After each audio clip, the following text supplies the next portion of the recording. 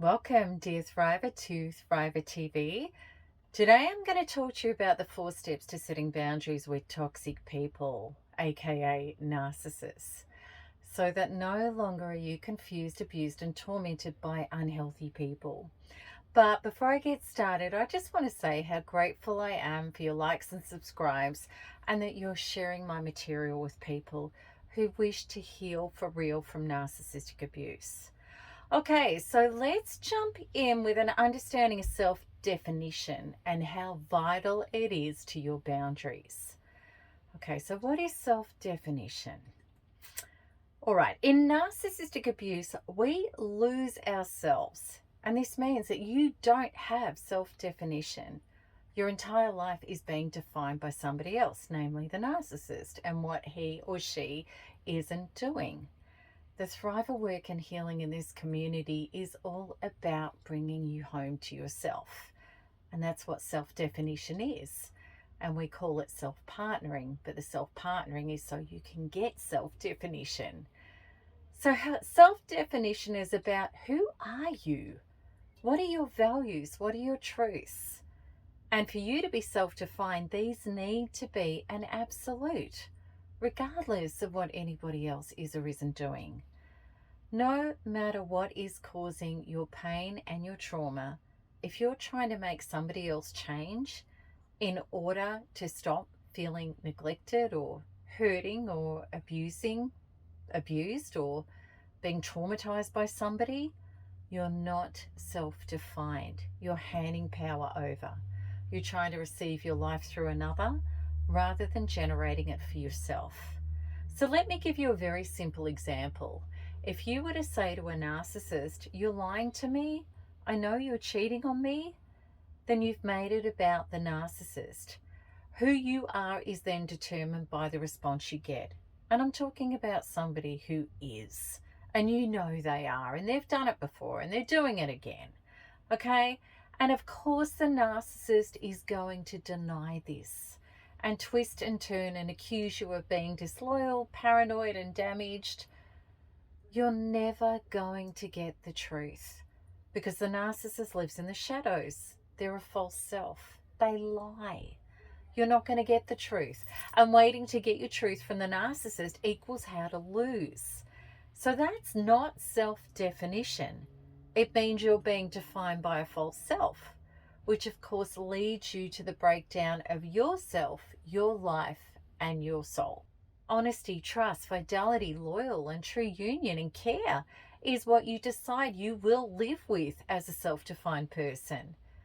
So you would declare to yourself, more than even the other, but also the other, I'm only going to do a relationship of integrity and trust.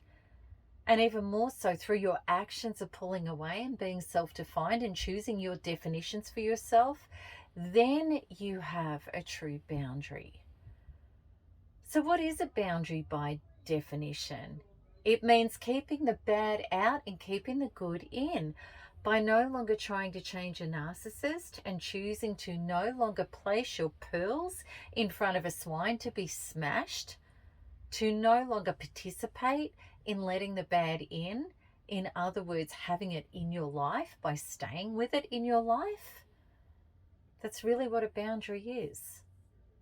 So now that I hope that this has helped you get a lot clearer about self-definition, let's look at the 4 steps to take your power back and lay boundaries with a narcissist or a toxic person. Step 1 is acknowledge your trigger and self-partner with it.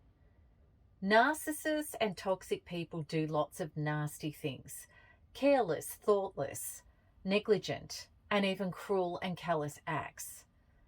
As a person wishing to create a healing, supportive, expansive life, why should you have to put up with such treatment? You don't. However, know this. Narcissists are masters at triggering you. They need to do it, and they will do so.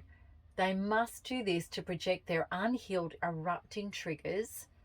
Narcissists have terribly fragile and damaged inner identities and emotional selves. They have to project it onto you to try to offload their own trauma. It's like kicking the cat.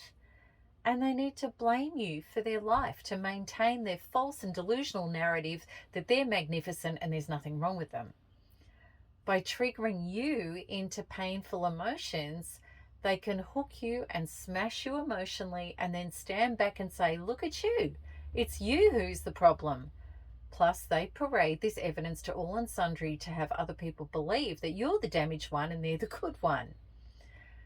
So being triggered is going to happen to you if you're around these type of people, because toxic people do it par excellence as often as you could imagine. It just happens all the time. So what do you do when they launch a missile at you? Exactly where they know they're going to get a reaction from you. This. Don't react. Don't grant them what they want. Breathe, imagining opening up your body, and even close your eyes and take your attention inside of you and say to yourself, while you breathe with your body open, say, I bless and accept this feeling. Why are you doing this? To enhance your ability to be self-defined. You're embracing how you feel, which means you're going to get in touch with what this means to you. And this is going to help you decide who you are in relation to this. If you don't do this process, you're not in the driver's seat of yourself. Rather, you're defining self through another, which equals handing your power away to the narcissist. And any reaction from you is simply handing the narcissist the bullets to shoot you back with. Okay, so then we move on to step number 2. Step number 2 is, what is this showing me I need to heal? There are people who will mistake saying that taking responsibility for your trigger is victim blaming and shaming. All right, so please don't get personal inner responsibility confused with taking the blame for something. It's not at all. The people who say this are often, who say it's victim shaming, are often the greatest victims I've ever seen. These are people that are stuck in their trauma and they don't turn inwards. They don't do self-partnering and inner work. And many of them have become very damaged and toxic because they've cut themselves off from any ability to take back their own energy and soul and heal. So let me give you another simple example of what I'm talking about. Okay, in regard to being self-defined with step number 2. If somebody says to you, you're a fraud and a phony with what you're doing in the world, if you know who you are and you're self-defined in your belief in yourself, then you're not going to be triggered. You will know this person is toxic. And if they don't believe in your definition of you, then you don't want them in your life. But you, in that stand of where you're standing with that, you don't need to change their mind about you. You don't need to argue with them, and you actually don't even need to be devastated. How it can be disappointing, but you're not devastated. However, if you have unhealed inner traumas regarding how people see you, or even how you see yourself, that maybe you aren't authentic, or that people may persecute you if you don't do things perfectly. And this can be known as the imposter fear syndrome, or even having persecution programs that you haven't healed yet. Then words like that could powerfully land and detonate something within you. Now here it is. Narcissists go for your weak link, the place inside you where you're not self-defined. They work it out. It's like the enemy scoping out territory and seeing where there is a crack in the integrity of the boundary walls and shooting a missile straight into that crack. How do you stop the boundary wall caving in and the narcissist taking possession of your territory, which is your soul? The answer is simple: by healing up the crack. And you may think that you're handing over ground by taking your attention off them and onto yourself and turning inwards and making this all about yourself and asking yourself with full inner integrity, self-partnering and fascination, what is it that was just triggered that I need to heal about myself. But you are not giving up ground, because this is a position of strength, of inner integrity. And this is where we detach, take ourselves away from the toxic person, refusing to hand to them what they want, which is our emotional attention, and practicing self-definition with questions like, how does this make me feel? So what does it really mean when we sit with our journal and we write about what we feel after an exchange with a toxic or narcissistic person? It means that these feelings can only be resolved between us and our own inner being. Our inner children are screaming for us. Your inner child screaming for you to turn inside and love yourself back to wholeness. But if we try to make the narcissist this person and hold them responsible for our own self-definition, self-partnering, and self-love, our coming home to ourselves, the narcissist is not going to heal us back to health. They're going to slam us harder, showing us all the ways we're not as yet self-partnered. The following decision is the only empowering one that works as a boundary with narcissists. It's this: I'm no longer engaging with you or holding you responsible for my life. I'm breaking away from your energy to heal myself. And less is really best. So it's something like, there's nothing to explain. I know who I am. My definition of me doesn't depend on you. Okay? And my reality is only this now. And state what your truth is, short and sweet, and that's it. But please know, these statements can't be about trying to get the narcissist to get it. They don't. They never will. You're not going to train a crocodile to roll over while you rub its belly. It's a crocodile. A narcissist never sees you as a flesh and blood human being with a soul or feelings, or who deserves real love. You're a prop. You're a tool to mine and exploit, period. No matter what this person says. You are simply, with those statements, deciding who you are and standing in it. That means you're now a self-defining person, healing up those cracks that the narcissist was getting you on, so that you can evolve past this person, heal up your fears and repeat traumas, and come out as an even bigger and better self-defined and whole person than you were ever, even before this horrible experience happened to you. And yes, of course, I know this is going to be painful. It's hard. It is the scariest journey of your life. But if you don't take this path, you're going to continue to be hooked in, lose more and more pieces of yourself, continue to be defined by the narcissist, which means controlled, traumatized, emptied out, and destroyed. Or you can work with these 3 steps. And I hope you can now understand the gift of these steps, because not only are you going to lose your trauma binding and imprisonment with the narcissist, you're going to finally and utterly and completely come home to yourself, which is exciting. It's a true meaning of self-definition, from which finally you get to be the creator of your happy and healthy life. I promise you. And that's what thriving is all about. So let's have a look at step 4, the final step. Be willing to lose it all to get it all. Life with a narcissist is a false life. It's a life of being defined by another, handing your power, soul, and energy force away. And of course, the trap we all fell into was that we were choosing other things and putting them in front of our own soul, of our own self-definition. And I personally hung on way too long because I didn't want to lose the property, my resources, my life's work, the home I created for my son, and of course the dream that I wanted to stubbornly hang on to about the dream of my marriage. The more I didn't choose my soul and source as my higher power to partner me, the more I was partnered with the lie.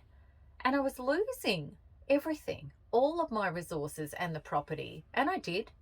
And my son was being torn to shreds and alienated away from me. And I then lost my health and sanity and a total breakdown in almost my life. There was nothing left of what I previously thought of my life and myself by the time I chose my soul. Thank goodness I finally did, and reversed the damage of my life to now become the glory of my life.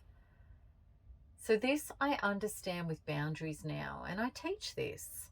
My soul is not for sale. If something or a person in my life is toxic now, I go through these 3 steps and I honor my inner truth regardless of what ifs. So let me put it to you this way. When we make choices that were bad for us because of fear of loss, or that we couldn't survive without this choice or whatever it was, we all went through the soul lesson anyway of severe loss and breakdown. We didn't save anything. And it was because we weren't honoring the lesson of choosing the truth of our soul, our own self-definition. We weren't letting go. We were letting other people mess with us and use us for fulfilling their truth, often in very abusive ways. I promise you with all of my heart that all of the thrivers that I see put their soul calling and their soul truth above everything else experience powerful graduations in their growth, healing, and self-definition, and they also have miraculous shifts in the bounties of their life. By saying my inner being, my soul, is the most valuable commodity there is, and I take full responsibility from this and pull away from you, then narcissists lose. They no longer have any power over you because they are no match for this. That's how you break the spell of a false self-attachment and free yourself to experience the true self-attachment, which is, I honor my soul, and now Source honors me too in all ways, always. That's what you get to live. And so does life.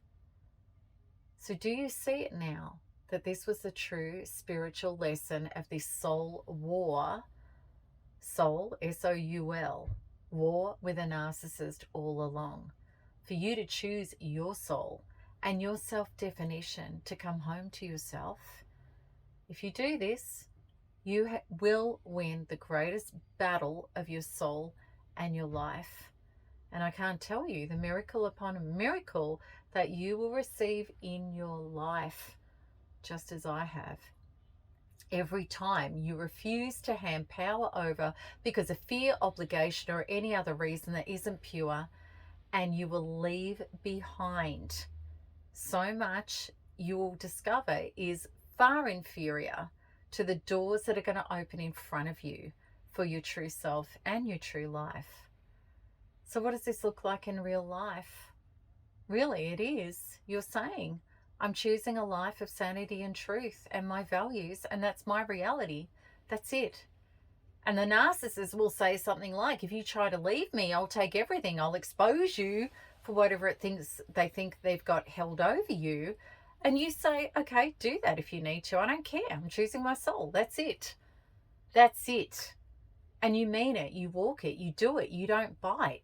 You work hard at inner healing because, of course, you're going to be triggered with so much pain and fear as trauma as you detox from the narcissist. You have to work hard at it.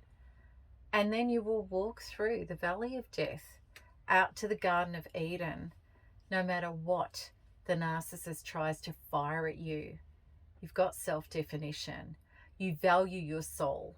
And you have the literal protection and armor of Source God creation, which the narcissist is no match for.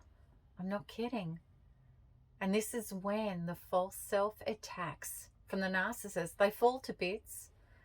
Your self-partnering means that all of creation and life has been unleashed to partner you, which means that you have the right instincts, messages, people, solutions, and support that can now stream into your life.